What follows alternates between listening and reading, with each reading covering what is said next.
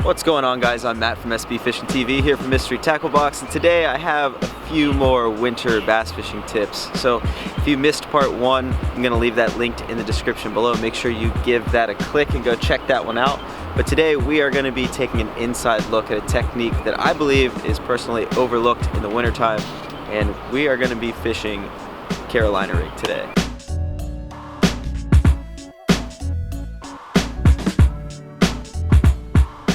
So today we're going to be focusing on fishing the Carolina rig. We're going to go over how to rig this bad boy up, how to fish it, the baits to throw on it, and also a technique I like to do in the winter, which is fishing it inverted. So we're not going to be keeping the boat in deep water and fishing it shallow. We're actually going to be keeping the boat in shallow water, casting out to the deeper water, and then pulling this Carolina rig, dragging it up from the depths to the shallow water.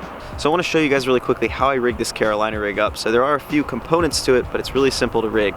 So first, you have your 1/2 ounce bullet weight, then you have a big bead, you have your clacker, you have a smaller bead leading up to the swivel, then you're going to have, you know, a 12-inch to 24-inch leader on there leading down to your hook. It's really simple to rig up, and this thing is super easy to fish as well. We're gonna get on some of these cold water bass.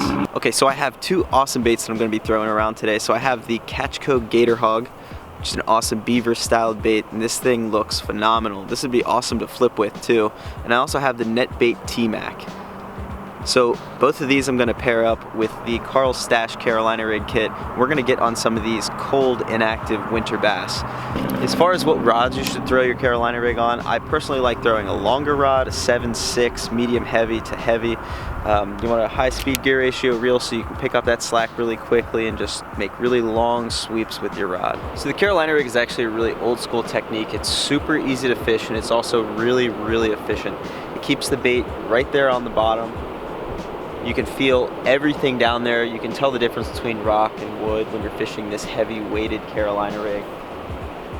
And you're really just dragging it. So you're gonna hear a lot of people say you wanna make sweeps with your rod, and what they mean by that is you're not lifting your rod tip up like this, because that's just gonna lift that weight off the bottom. What you're doing is you're keeping your rod parallel with the water, you're reeling up your slack, and then you're just dragging it along. You might want to make small, 6-inch drags and then let it pause, or you might want to do long sweeps, 2 or 3 feet, or even more sometimes if the fish are a little bit more active and you're really trying to cover water. But today, since it's cold out here, the water temperature is only 43.5 degrees, we're just pretty much letting this thing drag.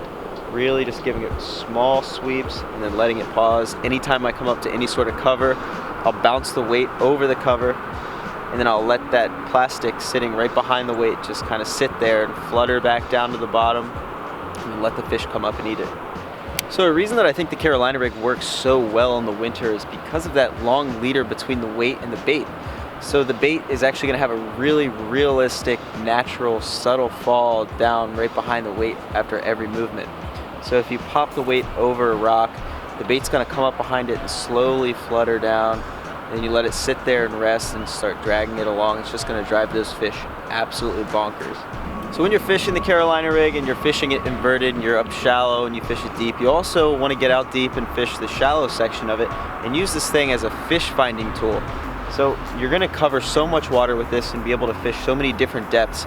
You really need to key in on when you get the bite, where you catch the fish, and relatively what depth that fish was in, and key in on that depth, because that's where you will find a lot of your fish. You got to start figuring out a pattern that way. Alright guys, that's it for me today. I really hope you enjoyed this video on fishing the Carolina rig and these awesome baits from Mystery Tackle Box. Make sure you hit that subscribe button on the Mystery Tackle Box YouTube channel. We'll see you all on the next one.